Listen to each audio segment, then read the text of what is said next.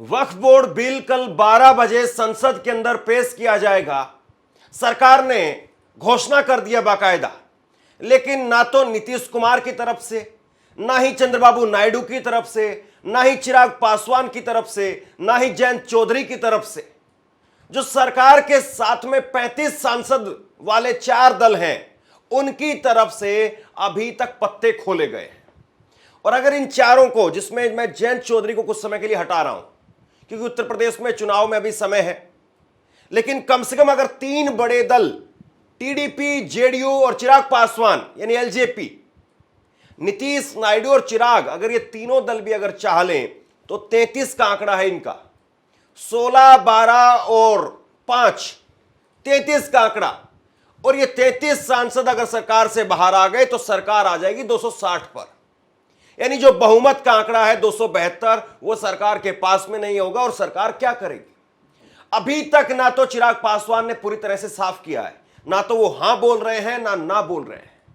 और इस बीच में एक बड़ी खबर निकल करके सामने आई है। सरकार बैकफुट पर जाती हुई दिखाई दे रही है, सरकार पीछे हटती हुई दिखाई दे रही है। और सरकार कह रही है कि हम 2025 की तारीख से पिछली तारीख यानी 2025 से पहले हम किसी भी विवाद को इस बिल में नहीं लेकर के आ रहे। जरा ये अपनी स्क्रीन पर एक बार एबीपी न्यूज की ब्रेकिंग न्यूज देखिए आप। एबीपी न्यूज पर अब से कुछ देर पहले एक खबर चली है और जिसमें कहा गया है कि सरकार इस बात पर तैयार हो गई है कि 2025 से पहले की संपत्तियां वो वक्फ की ही रहेंगी, यानी जो वक्फ के पास में है वो उन्हीं के पास में रहेगा। 2025 के बाद में अब जो भी विवाद होगा या जो भी नया बोर्ड बनेगा उसके पास में जाएगा। और उसके बाद अलावा एक ये कहा जा रहा है कि वक्फ की संपत्ति पर विवाद तो दावा नहीं होगा। ये भी 2 बड़ी जो है वो खबरें निकल करके सामने आई है। लेकिन एक बड़ी चीज जो है वो निकल करके सामने आ रही है और वो ये है कि इंडिया गठबंधन की तैयारी क्या है। जरा आप देखिए, ये स्क्रीन पर कुछ तस्वीरें निकल करके सामने आई है।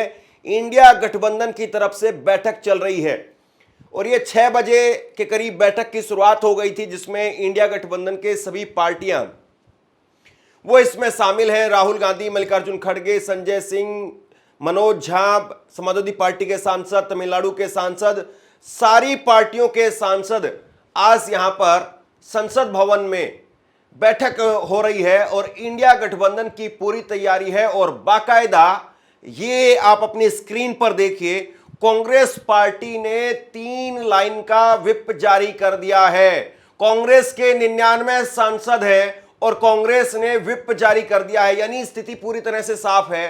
कांग्रेस का एक भी सांसद वो इसके खिलाफ ना जाए, कांग्रेस ने इसके लिए व्हिप जारी कर दिया। व्हिप का मतलब यह है जो पार्टी के खिलाफ जाएगा या पार्टी लाइन के अक्रॉस जाकर के अगर वोट करता है तो उसको सस्पेंड कर दिया जाएगा, ये व्हिप के अनुसार होता। और अखिलेश यादव का एक ट्वीट निकल करके सामने आया है और इस ट्वीट के बहुत सारे मायने निकाले जा रहे हैं। सिर्फ 1 लाइन का ट्वीट अखिलेश यादव का, लेकिन मायने बहुत बड़े हैं। जो अपने दर से दगा करता है वो दर दर भटकता है।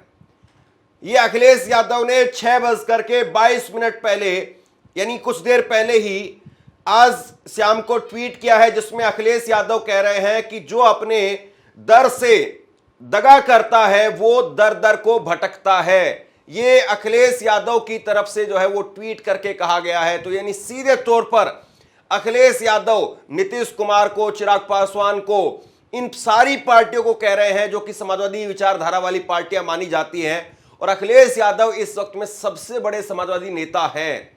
37 सांसद है अखिलेश यादव के।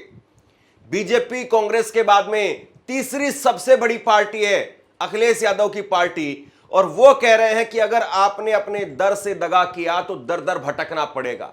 यानी सीधे तौर पर नीतीश कुमार को, चिराग पासवान को, जीतन राम मांझी को, इनको चेतावनी दे रहे हैं कि 5 महीने की सरकार है आपकी और 5 महीने बाद में आपको चुनाव में जाना है। अब आप क्या करेंगे? अब मैं कुछ खबरें आपको दिखाता हूं किस तरीके से माहौल जो है वो गरमा रहा है। चिराग पासवान कह रहे हैं कि विपक्ष डराने का काम कर रहा है, लेकिन चिराग पासवान के ही सांसद अरुण भारती ने कहा है कि विपक्ष इसमें गुमराह करने की कोशिश कर रहा है। हम देखेंगे कि क्या कुछ इसमें मुसलमानों का फायदा हो सकता है, यह उनकी तरफ से कहा गया है। वहीं टीडीपी की तरफ से अभी तक साफ नहीं किया गया है कि वो इस पूरे मामले पर किसका साथ देंगे, यह पूरी तरह से साफ नहीं है। और सबसे बड़ी बात मैं आपको यह बता दूं, टीडीपी ने ही अगस्त 2024 में 9 अगस्त 2024 को जब ये बिल जेपीसी के पास में भेजा गया, यानी करीब 8 महीने पहले जब ये बिल जेपीसी के पास में भेजा गया, तो विपक्ष की साथ में ही टीडीपी की राय थी।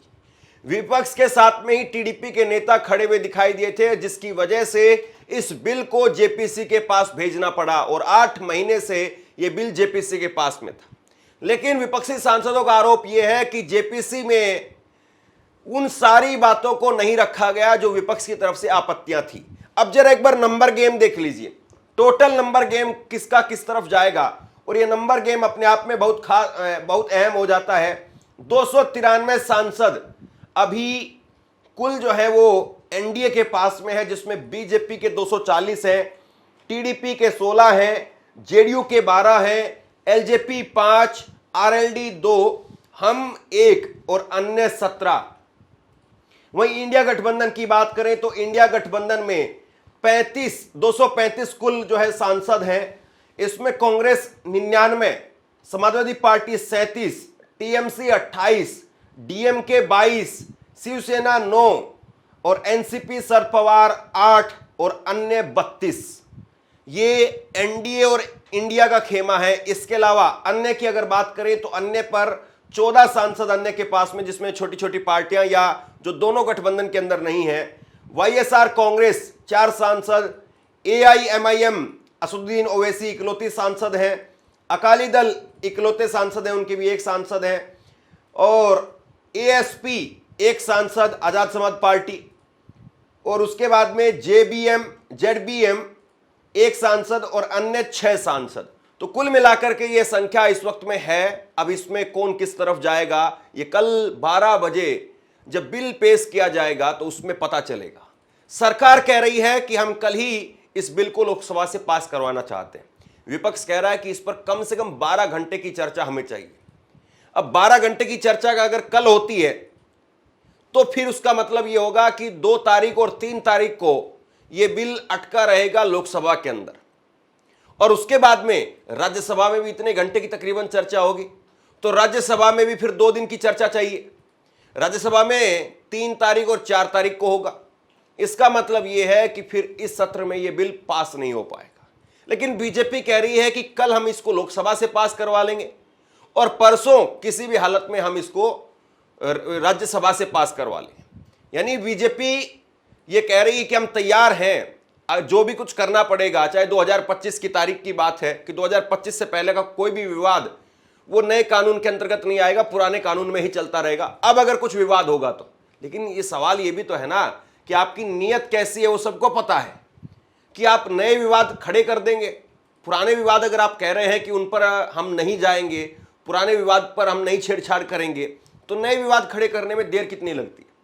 नया विवाद तो रातों रात तैयार हो जाएगा, या किसी भी पुराने विवाद को एक नए कलेवर के साथ में तैयार कर दिया जाएगा कि नया है, इसमें ये एंगल नया है, इस तरीके से जो है वो निकाल करके उसको तैयार कर दिया जाएगा। वहीं पत्रकार अजय झा उन्होंने ट्वीट किया, वो कह रहे हैं कि कल 12 बजे वक्फ संशोधन बिल पेश करने जा रही है सरकार।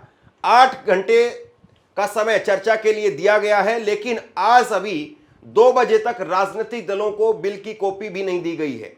सरकार के सहयोगी दल जनता दल यूनाइटेड ने साफ कर दिया है, यानी जेडीयू ने साफ कर दिया है कि वो बिल की कॉपी देखने के बाद में अपना रुख साफ करेंगी, और इन्होंने 2 बजे इसको ट्वीट किया है।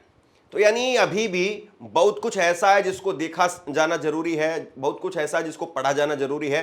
ललन सिंह, जेडीयू के नेता ललन सिंह, उनकी तरफ से कहा गया है कि हम पहले इस पर गौर करेंगे, देखेंगे इसको, जब तक बिल की कॉपी हमारे हाथ में नहीं आएगी तब तक हम इस पर कुछ नहीं कह सकते हैं। हम लोकसभा के अंदर ही इस पर स्थिति साफ करेंगे, ये उनकी तरफ से कहा गया है। जबकि जेडीयू के अध्यक्ष संजय झा की तरफ से कहा गया कि पिछली तारीख से लागू ना। तो वो बात उन्होंने कही जिस पर सूत्रों के हवाले से खबर आ रही है कि 2025 की तारीख से लागू होगा, पिछली तारीखों से लागू नहीं होगा। वही गुलाम घोष, जेडीयू के एक और नेता है गुलाम घोष, और खबर तो यह भी है कि गुलाम घोष ने लालू यादव से जाकर के से मुलाकात की है। गुलाम घोष वो कह रहे हैं कि ये ठीक नहीं है, मुसलमानों के लिए जिस तरीके से सरकार आगे बढ़ रही है ये ठीक नहीं है, और जेडीयू इसमें सरकार के साथ में है, ये बात भी पूरी तरह से अभी साफ नहीं है। गुलाम घोष ये भी कह रहे हैं कि सरकार को पहले चर्चा करनी चाहिए, बातचीत करनी चाहिए, वरना इस बिल का भी वही हाल होगा जो किसान आंदोलन का हुआ था। देखिए ये बिल्कुल सही बात है कि सरकार कानून बना दे, इसका मतलब ये नहीं है कि कानून लागू होगा ही होगा। ठीक है कि कानून अगर बन गया तो लागू होगा, लेकिन वो कानून अमल में कब लाया जाएगा? अमल में लाया जाएगा अगर लोग उसका विरोध नहीं करेंगे, लोग उसको एक्सेप्ट कर लेंगे तो वो अमल में लाया जाएगा। लेकिन जैसे किसान कानून उनको लेकर के विरोध हुआ था और किसान कानून अमल में नहीं लाए जा सके, मोदी जी को माफी मांगनी पड़ी, उनको रद्द करना पड़ा। तो जनता की जो अदालत है वो सबसे बड़ी अदालत है, और इन सारे नेताओं की इस वक्त में घेराबंदी की जा रही है। इन सारे नेताओं की इस वक्त में घेराबंदी की जा रही कि अगर आपने सरकार का साथ दिया तो हम आपके साथ में नहीं होंगे। कुल मिलाकर के अगर ये तीन पार्टियां, जिसमें टीडीपी के 16 सांसद, जेडीयू के 12 सांसद और 5 सांसद, एलजेपी के 33 सांसद, अगर ये बाहर हो जाते तो 260 पर सरकार आ जाएगी। जरा एक बार फिर से ये पूरा गणित आप देखिए, पूरा गणित देखिए, इसमें बहुत कुछ स्थिति साफ हो जाती है। सांसदों की कुल संख्या 543 है, सांसदों का समर्थन चाहिए 272 सांसदों का समर्थन चाहिए। भाजपा के पास में अभी 294 प्लस है, कांग्रेस के पास में 234 प्लस है और अन्य 14 हैं।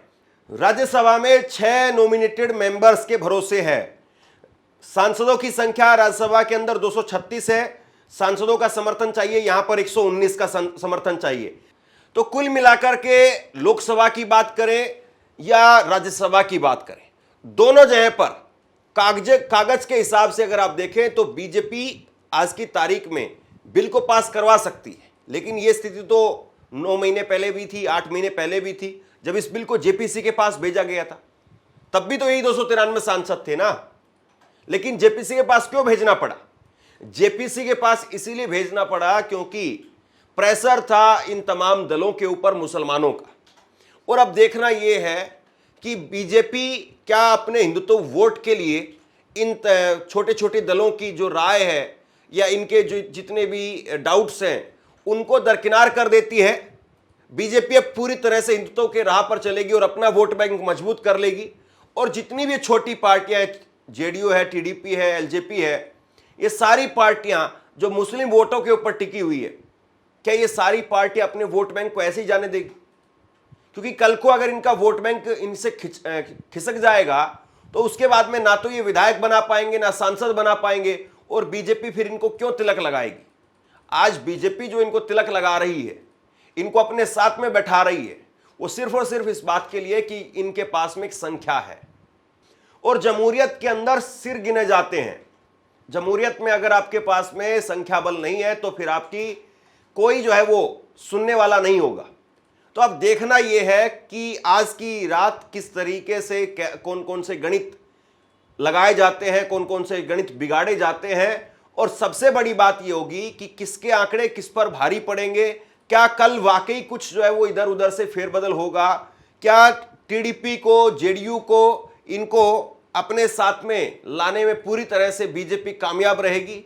क्या इस बिल पर कल चर्चा के दौरान जोरदार हंगामा होकर के विपक्ष बॉयकॉट कर देगा और उसके बाद में बीजेपी एक तरफा इसको पास कर देगी? कल क्या होगा, ये अपने आप में बहुत बड़ा सवाल है, और कल के दिन का इंतजार कीजिए। अभी बहुत सारे कयास लगाए जा रहे हैं, बहुत सारी अटकलें हैं, लेकिन असली तस्वीर वो कल साफ हो पाएगी और कल पता चलेगा। बहरहाल अभी तक जो जानकारी निकल करके सामने आ रही है, मोदी सरकार ने घोषणा जरूर कर दी है कि कल वक्फ संशोधन बिल आ रहा है, लेकिन अभी तक स्थिति उसके पक्ष में दिखाई नहीं दे रही पूरी तरह से। यह बात पूरी तरह से साफ साफ नजर आ रही है। अब मोदी शाह किस तरीके से आज रात हालात अपने पक्ष में करने का काम करते हैं, दूसरी तरफ इंडिया गठबंधन की बैठकें शुरू हो गई है, तो वहां पर किस तरह की तैयारी है, कौन किस पर भारी पड़ता है, ये देखने वाली बात है। बाकी आप लोग बताइए कि आप क्या सोचते हैं, नीचे कमेंट बॉक्स में अपनी राय लिख करके जरूर बताइए। क्या नीतीश कुमार को साथ देना चाहिए? क्या नीतीश कुमार अगर बीजेपी के साथ जाएंगे तो क्या मुसलमान बिहार के चुनाव में उनको वोट करेगा? क्या चिराग पासवान अगर बीजेपी के साथ जाएंगे तो मुसलमान उनको वोट करेगा? आप क्या सोचते हैं? नीचे कमेंट बॉक्स में अपनी राय लिख करके जरूर बताइए। इस वीडियो को शेयर कीजिए और इसी तरह की तमाम खबरों के लिए ऑनलाइन न्यूज इंडिया को सब्सक्राइब कीजिए। बहुत बहुत धन्यवाद।